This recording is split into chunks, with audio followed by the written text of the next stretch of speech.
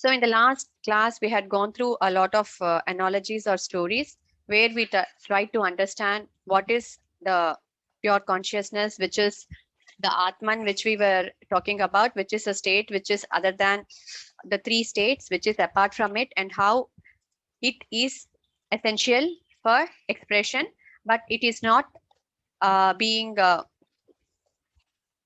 subject to any change, or it is the driver of anything. It is actually essential thing, yet it remains unattached to all the actions that we are performing. And we also saw that the nature of the Atman, which is described as Ajaha, Nitya, Shashvataha, and Puranaha. So we just understood that how an Atman is unborn, how it is eternal, how it is changeless, and how it is ancient. And by saying that, we concluded with the verse where Lord Krishna tells to Arjuna, in this way, when the qualities of self itself is indestructible, then what do you think that, or what do you feel you are going to kill, or what do you think that is going to be killed? So without any worry, you go ahead and fight. So that was the suggestion that was given by Lord Krishna to Arjuna. We will be starting with the 22nd verse today. वासांसि जीर्णानि यथा विहाय नवानि गृह्णाति नरोपराणि तथा शरीराणि विहाय जीर्णानि अन्यानि संयाति नवानि देहि. So here he is giving a kind of analogy. He's saying, Lord Krishna is saying that just as a person gives up his old clothes and takes up new ones, so too the indweller of the body gives up old bodies and takes others which are new. So the first line is very easy to understand. We all know when our clothes get old, we throw away our old clothes and take up the new clothes. So we don't feel for throwing away the old clothes because we know it's of no use. And the second statement here says the example that he is relating to a person when the clothes get old, giving away the old clothes and taking up the new clothes is compared to the indweller of the body, or the one that is embodied within our physical body, to give up the old bodies and take up the new ones. And what do you think the indweller here refers to? When Lord Krishna here is referring to the Dehi means which is inside your body, dwelling inside your body, embodied within your physical body. Any thoughts?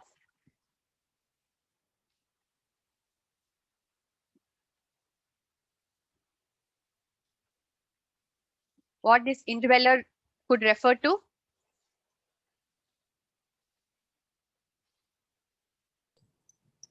The consciousness or the soul? The consciousness, you're telling the pure consciousness? Pure consciousness. Okay. If you recap the qualities of pure consciousness, what is the qualities that we learned about the pure consciousness?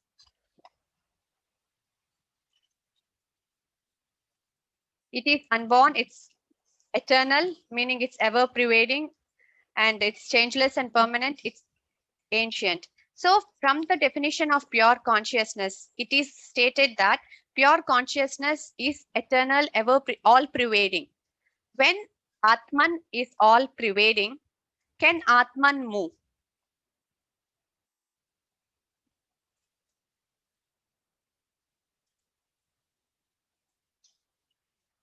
This is just a discussion. Let's clear by asking questions itself, or the understanding that we have gathered till now. We have told that Atman is ever all pervading. So if something is all pervading, can that move from one place to other place?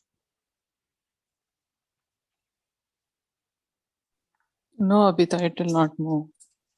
So it will not move. But here, Lord Krishna is saying that there is something which is dwelling inside the body that is moving from body to body. Which is unborn, which is undestroyed or not created. It's there forever. That's what you said, right? That It's always till there. now, whatever we have been talking is about the Atman, which is the pure consciousness. All the qualities that we have dealt till now is about the pure consciousness. And suddenly he talks here about giving up a body and like something inside your body, giving up your body and getting into another body. So we have to slowly understand what it means. Because Atman is above all pervading, that is confirmed because of its nature. When something is pervading everywhere, you cannot see the movement at all, because if you have something at one place, when it has to move at other place, it should not be there at the other place in the first instance. Then only you can say that you moved from point A to point B. If it is omnipresent, there is no movement. Let's see in detail what is that moves from body to body. I have to take another share PowerPoint today to explain that.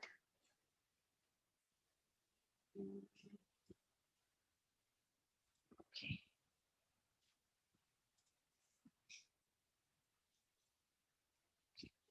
You are able to see the other SharePoint, other PowerPoint?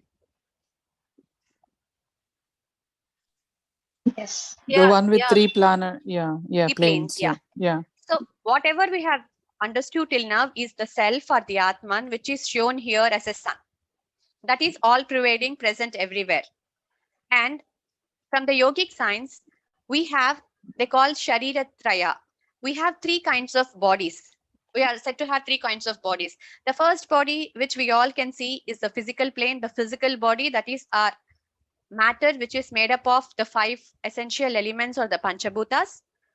And the astral plane is also called as subtle plane, which actually has the mind and the intellect. So it is the plane where your memories are, where your discretion is. And the causal plane is the causal body. They call it like physical body, astral body, or subtle body, or causal body. And causal body is nothing but your seed or your vasana. Because why do we have a physical body? When we saw this circle of birth and death, we understood that it started someplace. We had a samskara that turned into vasana, which are unmanifested desires. From vasana, in the current birth, we get desires and we work towards fulfilling it. And in course of fulfilling our desires, we put forth many desires, and vasanas keep on increasing. And that's why we are actually born again and again. Once we break the cycle by understanding the truth, then there will be no more cycle of birth and death. And that's what is the self-realization. So, second plane, which is the subtle plane, which is the mind and the intellect, along with the causal plane, which is the causal body.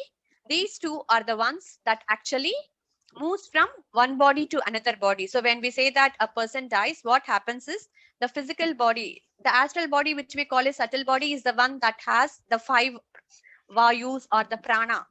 So we know that life is coming because of the life force energy, and the life force energy is present in our subtle bodies. That's what we see the nadis, chakras, and explanation on how the prana moves within our body. So the subtle body has the pranic force, which is needed for expression of life. So along with the subtle body, which is the pranic, we sometimes call it as a pranic body. So along with the pranic body, the mind and the intellect, we also need the causal body, which is determines what kind of mind and intellect we have. With that unmanifested desires, we will be moving to another body. So the 3 planes, we call it as Sthula Sharira, which is physical. Sthula is physical. And astral, sometimes it's called as Sukshma Sharira, which has the mind, senses, prana, intellect, and all. And causal body is the seed body. We call it as Karana Sharira. And because of the seed, only we are being born. And once the causal body, but when the seed doesn't have any kind of vasanas, when the vasanas are totally given out, then there will be no need for us to have the physical body.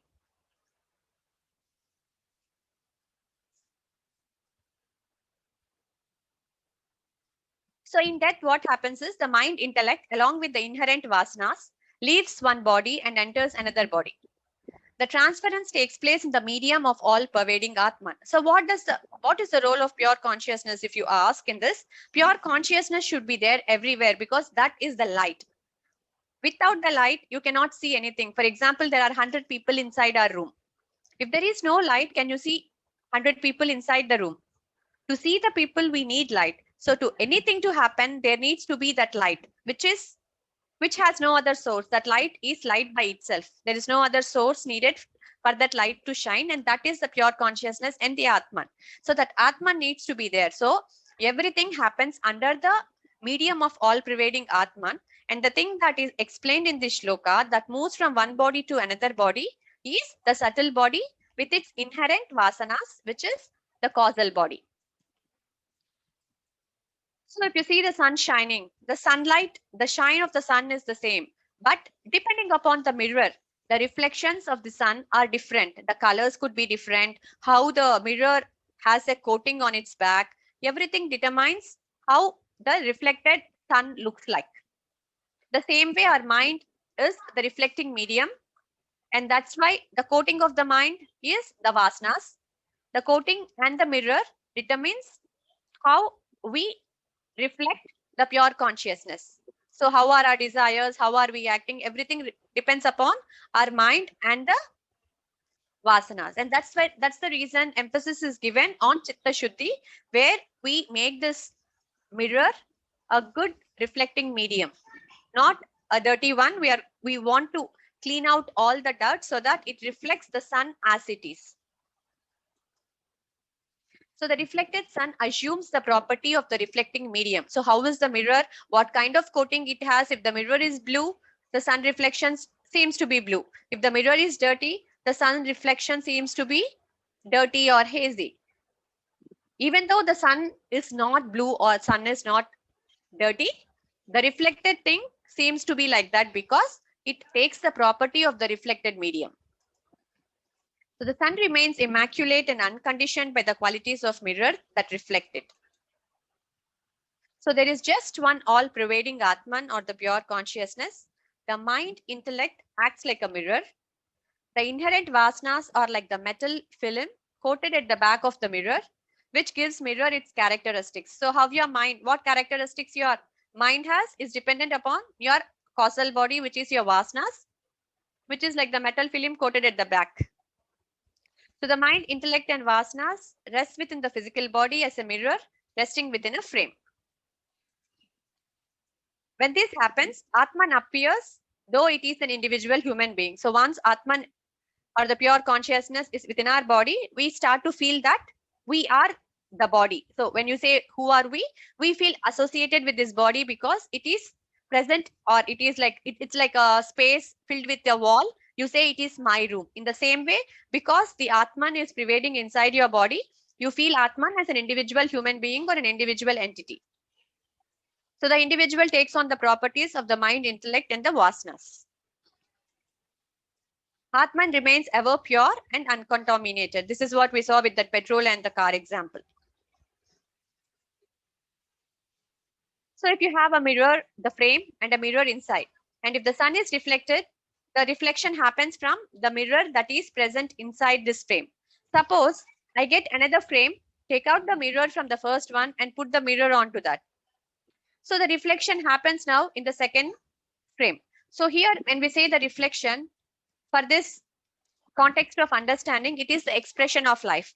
So the mirror here, which is the mind, intellect, and the pranic body, if this prana is not there in this frame, that means it cannot express, it cannot reflect. So same thing happens from the physical body. If these three go out, then the physical body cannot have an expression because the life force has gone from the body. When it goes and takes up another body, that is when the expression starts again in that body. So is this clear or is this confusing?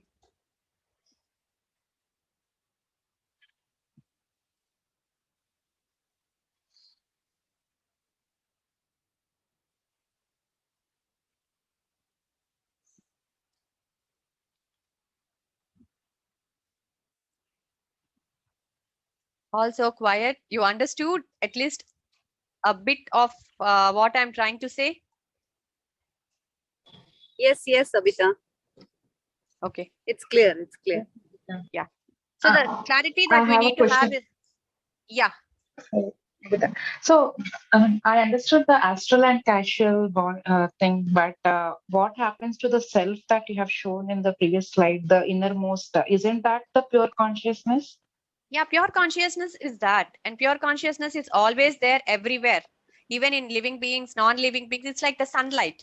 So it will always be there, but it cannot express. See, even in a tree, even in a paper, pure consciousness is there because it is all pervading. It will be there only. Nothing happens to Yeah, pure but consciousness. doesn't it? So isn't that actually carrying this casual and astral planes? I It mean, doesn't will carry it not anything. move into another physical? No, I'll tell you an example. Take an ocean. If you take ocean as comparing to a pure consciousness, the ocean water is the pure consciousness, and the waves are the physical bodies or the individual entities. So each wave has its rise and fall. What is happening to the ocean when the waves are rising and falling?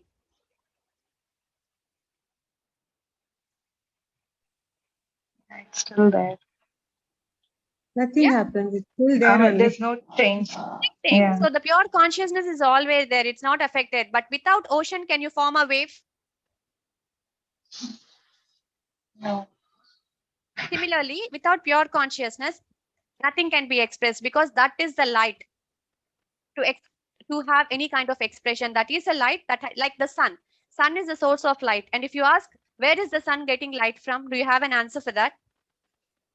We say it is a natural source of light. There is no need. If you electricity, yeah, we have electricity. It has different sources. It could come from water. It could come from wood or anything.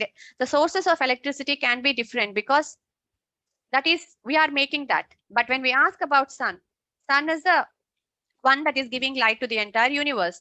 And when you ask, where does the source of the sun come? There is no, in the same way, pure consciousness is the light that has to be there for any kind of expression. And if you ask if just pure consciousness, no, it cannot express by itself. So it needs a subtle body and a physical body. Even subtle body cannot express. Subtle body can have its life, but it cannot express. To have an expression to the world, you need to have a physical body. As how, even though electricity is there, without a bulb, can electricity express? Can you feel the light without a bulb? Same way, if the bulb is not there, if the bulb is not there, or if the bulb is there without electricity, the bulb cannot express. Only when both contact, they can express. In the same way, it happens. And when you ask what happens to pure consciousness, nothing happens. It's always there and it will always be there because it is not subject to any kind of change. So when we see the four components of the gross body, the material with which the gross body is made is the Panchabhutas, which is the space, fire, air, water, and earth. And the components we know are body parts normally, the functions when in the yogic science point of view. So it is a temporary residence to a subtle body. It is used to transact with the world. And what is its nature? It's subject to change. It's limited. It has a natural life, like we have a manufacturing date and an expiry date. And it's visible to everyone because it's gross, it's matter. You can see it with your eyes.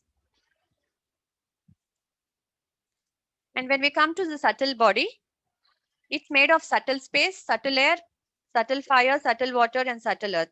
This is also made of Panchabhutas, but subtler elements, subtler meaning we cannot see with our eyes. We cannot actually feel it with our senses. So what is the components? 5 organs of knowledge, 5 organs of action. So 5 organs of knowledge are our sensory organs. And the 5 organs of actions are our, we call it as karmendriyas and jnanendriyas, and 5 pranas, which we also discussed in the last, the prana, apana, samana, vyana, and udana. And also the mind, intellect, memory, and ego. And that's why whenever we are today, it's not just because we had learned everything. The body, the mind, and all has been having the memories that has been carried over for a long time.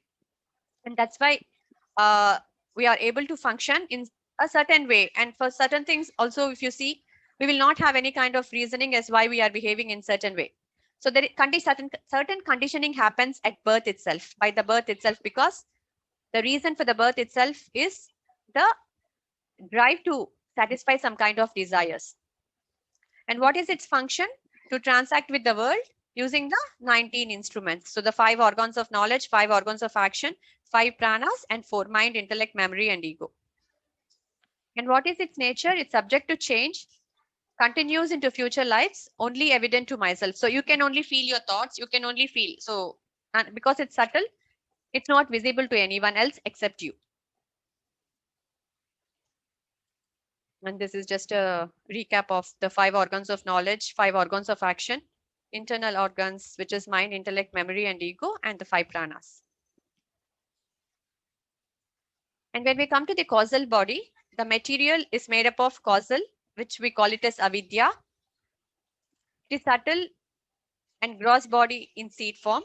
What is its function? To serve as a storehouse for subtle and gross body. Eternal life not evident even to myself, because you really don't know, because when you know, when will you know? When you get a desire, you know that you have such kind of thoughts. And what is the cause for your desire? It is the vasanas.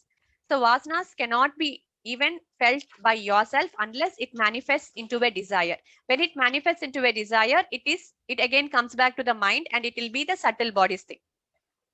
So no need to understand very detailedly, but why I had to get through is to make a complete understanding that Atman never moves. The pure consciousness is the one that is always there throughout. And what moves from body to body in the example that has been given is the subtle body along with the causal body. Fine until here?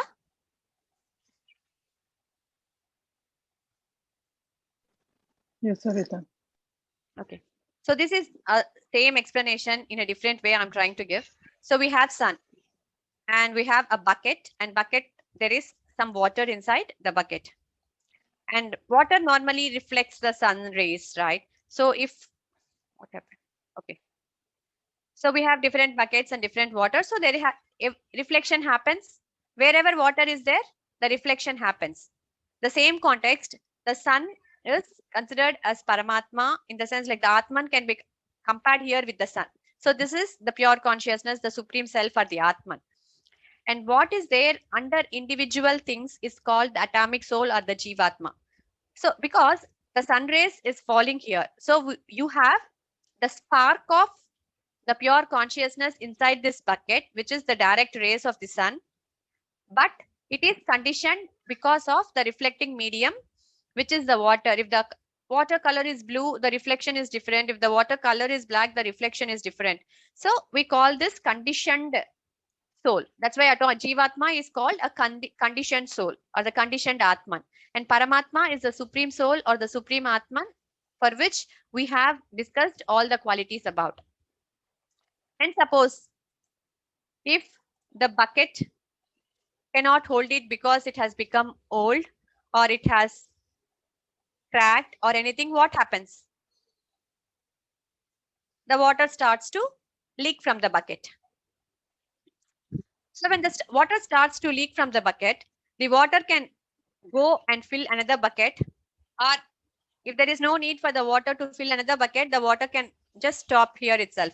But this wooden bucket here, which we are telling, refers to our physical body, and the water is considered to be the subtle body. So as how this water goes and fills another bucket, immediately what happens? Because it has water and it has the bucket, the container, the reflection starts here.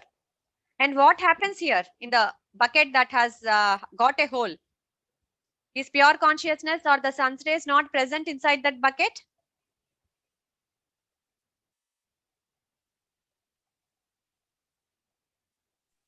Yes. It is there.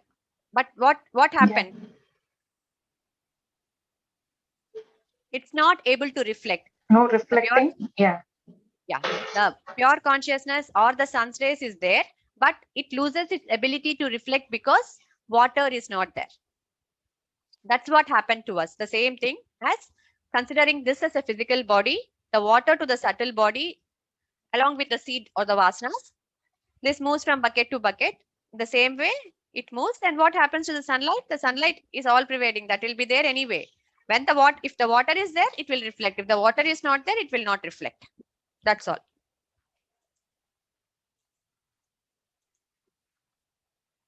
So is this concept clear?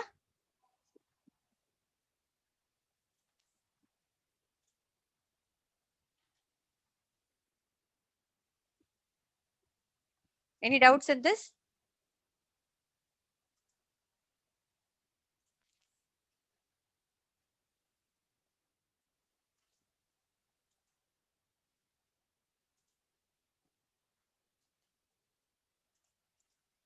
So the concept of worn out, that is Jirnani, the worn out garments has a significance.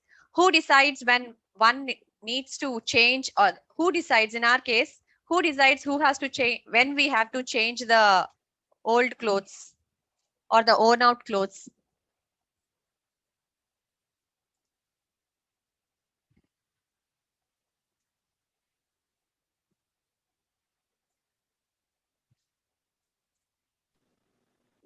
Who decides? It's Like if you I mean, don't want to, yeah. how long you live, that part, right? The question is like that, how long No, you no, I'm live, who generally decides? asking it, just not in the terms of the life, but in terms of you and your dress. Who decides to you? Who decides whether I you have? decide. I decide which dress We to. decide.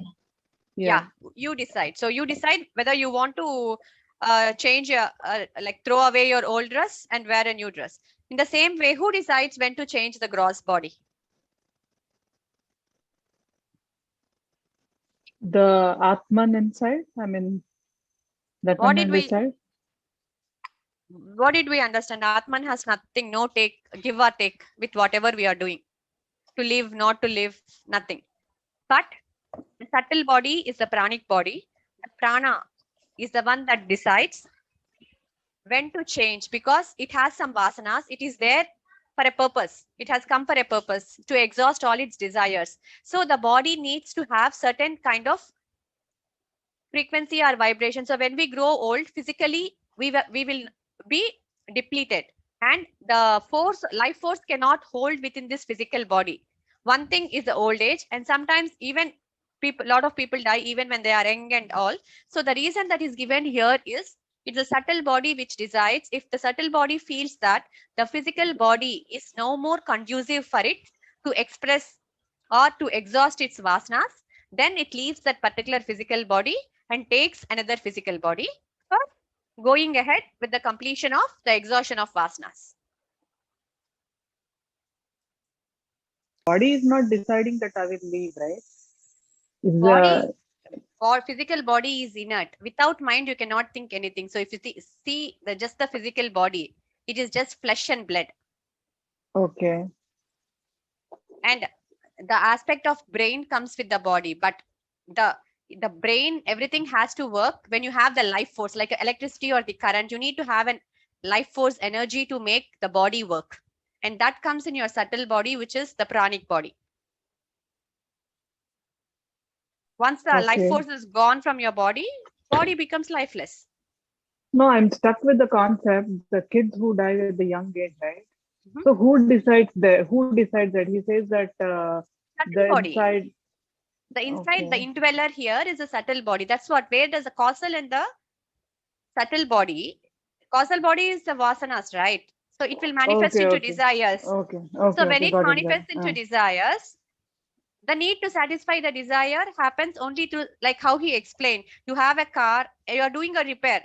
Suppose if the screwdriver is not a proper equipment to do that repair, you go and get a spanner. So it enters a body, it realizes that this instrument is no more conducive for it to fulfill its purpose or its requirements, then it decides to leave the body. Yeah, got it. The I is the actual, here inside, the movement which they are called is referring to is the causal subtle body along with the causal body. Okay, got it. Now I got it. Thank you. But Abhita, I have the same thing like Renu I was asking, right?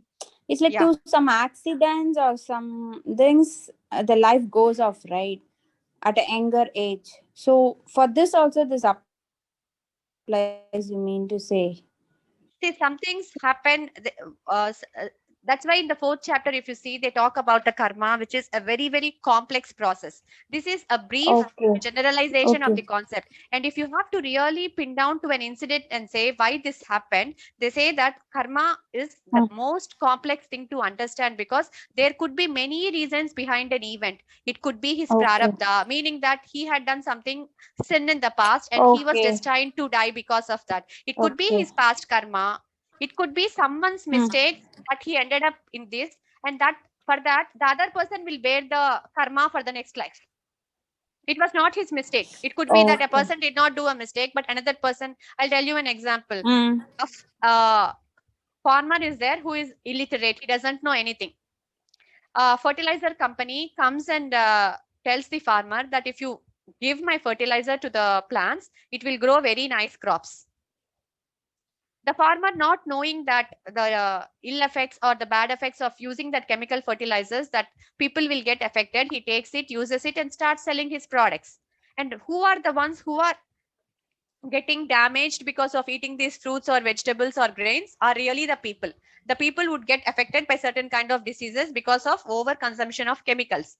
And if you take why that person is getting affected, did that person do any mistake? The person who ate? No. Did the farmer do the mistake knowingly? Like, does he know that it is a bad thing to do? Was his intent, was the intention of the farmer bad? No. But it was because of the reason of the ill mind of the pesticide person, whoever sold that to farmer. Okay. But the effect was seen in someone else who is actually not at all related to that. Hmm. The karma So cycle, if that's why something happens, okay. Yeah. if you want to analyze a particular event in terms of karma, why this happened, it's a very, very complex phenomenon, because what you know is just the present. You don't know your past. You don't know the other person's past. We don't know. Okay. Okay. Fine. Yeah.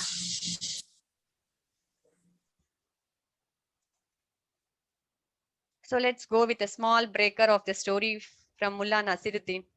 You all know Mullah Nasiruddin? Yeah, I've heard about it. Yes, Abhi. Yes, yes, What do we heard you about him. what strikes you when you see him? Clever. Clever, Abhi, yeah. Yeah. clever, witty person. Yeah, very clever, witty person. Without telling No. anything, only he conveys the message. Yeah. The whole Yeah, he thing. conveys the message, and very witty. It's not like directly like now what we are saying, theoretically it comes, but it will be very funny, but very profound. So actually, I didn't tell you the story. Okay. So once what happens is he and his wife would be just sitting in a balcony outside his room, and from his room wind comes and his shirt flews and falls under the legs of his wife. So his wife just takes and keeps it away, and when she was keeping it away, Mullah Nasruddin says, thanks God that the shirt fell down slowly, very gently it fell down. Then she asked, the shirt fell down, and why are you thanking God when the shirt had fallen down? What is the reason? Then he says that, I'm thanking God that I was not there in the shirt at that time. Does this convey anything?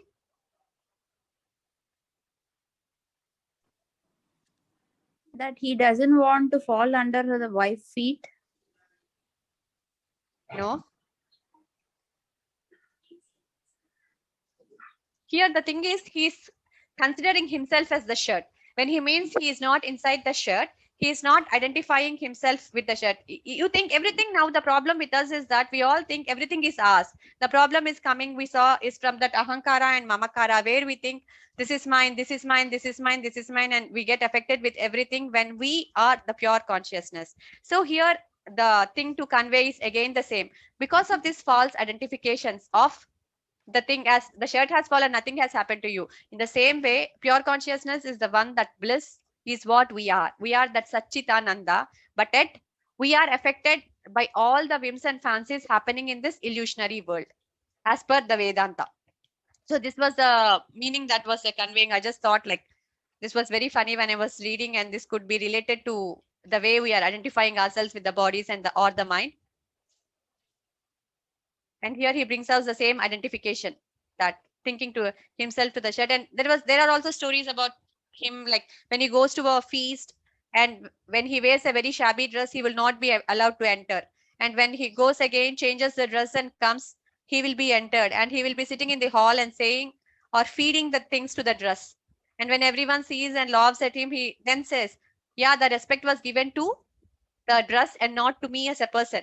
That's why this has importance and not me. I think, anyone of you heard this story? Yes, Savita, yeah. The shirt one, yeah. Yeah.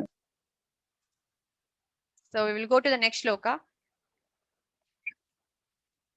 Nainam chindanti shastrani, nainam dahati pavakah, na chainam kledayantyapyah, na shochayati marutah. So he's continuing with the attributes of the Atman again. He's saying that Nainam is na enam. This thing, whichever I am referring to, is cannot be cut. Shastrani is any weapons. Chintanti is cut. No weapons can cut it. Pavakaha is the fire. So the fire cannot burn it. And na chainam kledayantapyaha means the water cannot wet it. Marutaha is the wind. So wind cannot also dry it. So these are the qualities that he says, and we will see how. So he says weapons cleave it not, fire burns it not, water cannot moisten it, and wind cannot dry it. Just think of we being putting inside a building and being locked. When we are physically locked, what happened to our thoughts? Can we think about something else or not? Because we are Yes, Savita. because we are just encaged, or we are just put inside a room where there is no physical movement. Does that mean that we cannot move mentally? No, right? In the same way, no prison is big enough to hold the boss in. This is just a saying here. So the stone walls do not a prison make, nor iron bars a cage. So the walls of a prison can arrest the movement of your body, but cannot arrest the movement of your thoughts. And this example we have seen here, where we have a gross body, which is a physical body. The Jivatma, which we told is the causal and the subtle. And we have this Om, which is mentioned here, representing the pure consciousness. And it is like if you have a fire, the sparks come from the fire. And whenever is the spark different from the fire? Can the spark be produced without a fire?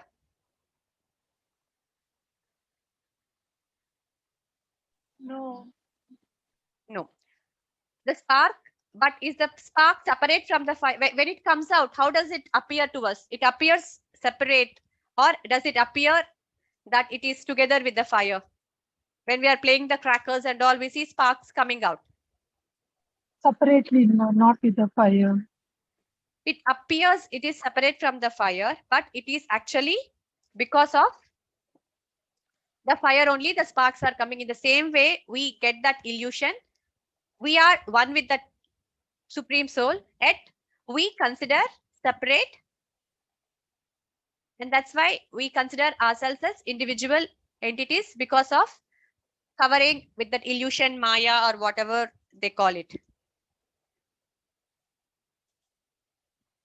So why he is telling all these verses is to educate Arjuna gradually on the indestructibility of Atman. So he wants to educate, Lord Krishna wants to educate Arjuna that what is permanent and what is not permanent, and shift the focus of Arjuna to the things that are permanent and not focus on the things that are not permanent.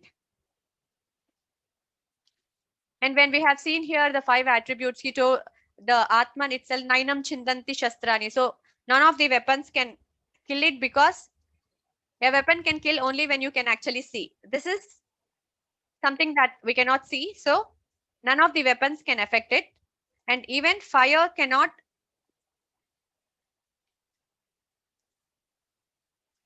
So the fire also cannot burn it.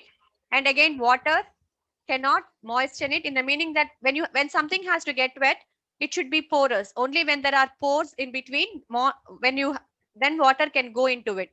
But if you consider the whole space, or it is more than the space, but when you just think of the space itself, space cannot be made wet because there is no porous in between for the water to go into the space. So when there is no water or no wetting of things, things are not getting wet, there is nothing to dry. So these are the qualities of the Atman. The next shloka also they continue the same thing. Achedyoyamadahyoyam akledyo shoshya evacha nitya sarvagatastanuhu achaloyam sanatanaha. The 23rd verse continuation is happening here. This cannot be cut, nor burned, not wet, nor dry. The only difference is in the voice. That one was the weapons cannot. They say that nainam chindanti shastrani. One is in active voice and one is in passive voice. Apart from that, there is no difference between the first line of this and the for 2 lines of the previous shloka.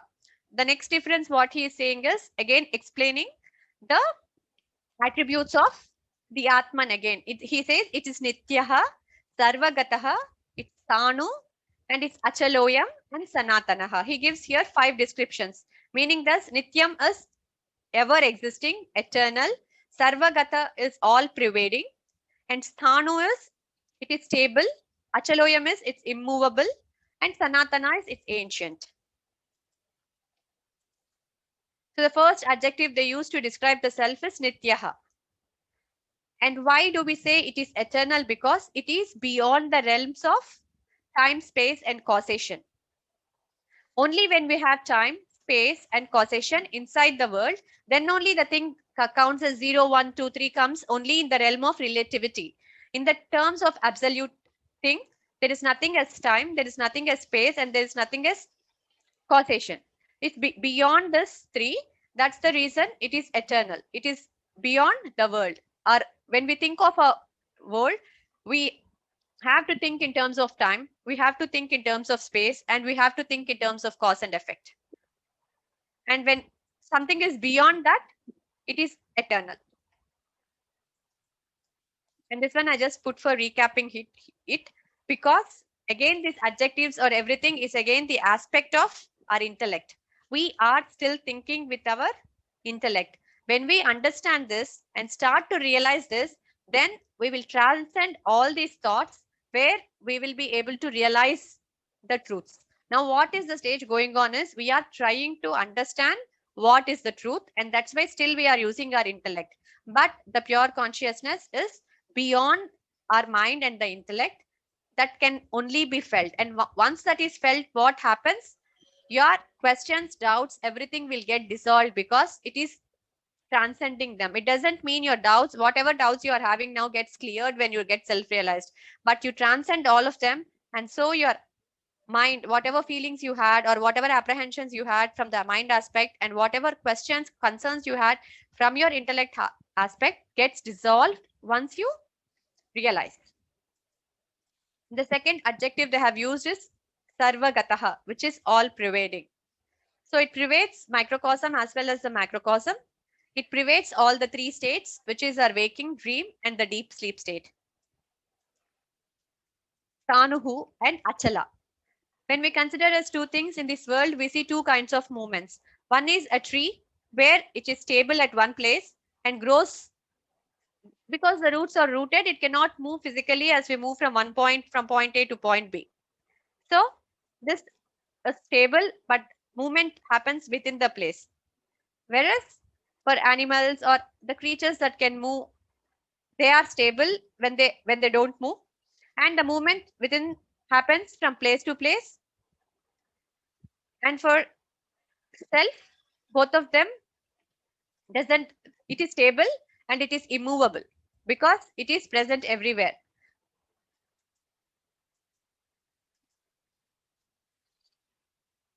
And Sanatana is it's ancient. And when we have to discuss about it, when we say what is a distance? It is between point 1 and point 2. If there is a point 1 and point 2, then only you can measure the distance. If there are 2 points, can we say what is the distance? Can you measure a distance if there is just 1 point? No. No. Similarly, when we take the time, time is nothing but an interval between 2 experiences. So between the first experience and the second experience, what is the time in between? What is the thing in between is what we call as time. And when we just relate to the unit of the time, the smallest unit, what is the smallest unit of time?